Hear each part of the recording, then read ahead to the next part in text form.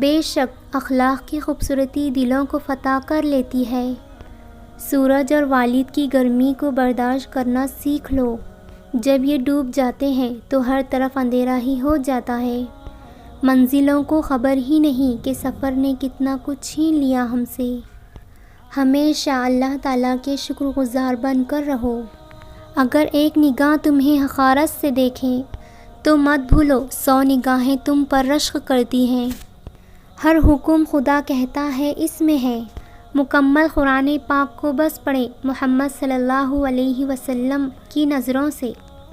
اسے راضی کرنا بہت آسان ہے، ایک لمبا سجدہ اور چند آنسو۔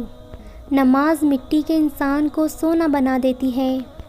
لوگ جو مرضی بولتے رہیں، میرا اللہ مجھے بہتر جانتا ہے۔ اور صبح شام اپنے رب کی تسبیح کیا کریں۔ رکھ کر تیرے کن پر یقین، میں نے مسکرانا سیکھ لیا۔ بے شک تمہارا رب بہترین تخلیق کرنے والا ہے۔ اللہ کو پسند ہے تمہارا اسے یاد کرنا۔ وہ یہ نہیں دیکھتا کم کرتے ہو یا زیادہ۔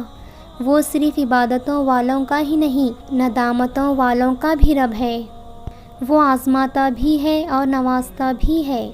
اس کا ہر انداز خوبصورت ہے کیونکہ وہ رحمان اور رحیم ہے۔ الحمدللہ، یہ وہ جملہ ہے جو بہت کچھ ایک پل میں بہتر کر دیتا ہے۔ ہر عبادت کا پتہ نہیں ہوتا کہ وہ قبول ہے یا نہیں، مگر درود شریف ایسی عبادت ہے جو ادا ہوتے ہی قبول ہوتی ہے۔ کتنا احسان ہے خدا کا ہم پر، کبھی پڑھ کر سورہ رحمان دیکھنا۔ اللہ کو اپنے بندے سے یہ سننا پسند ہے، غلطی ہو گئی مولا معاف کر دے۔ بے شک تم کو تمہارے جیسا ہی ہم سفر ملے گا۔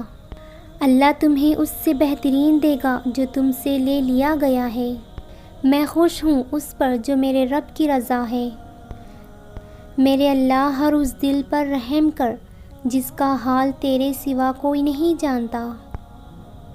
انسان کی آدھی خوبصورتی اس کی زبان میں ہوتی ہے۔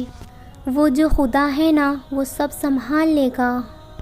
اے چاند کو توڑ کر جوڑنے والے، ہم بھی ٹوٹی تقدیر لیے بیٹھے ہیں۔ بے شک مشکل کے ساتھ آسانی ہے۔ ہمیں اللہ کی محبت تب یاد آتی ہے جب دنیا کی محبت ہمیں ٹھکرا دیتی ہے۔ اپنے رب کے علاوہ کسی سے امید مت رکھنا۔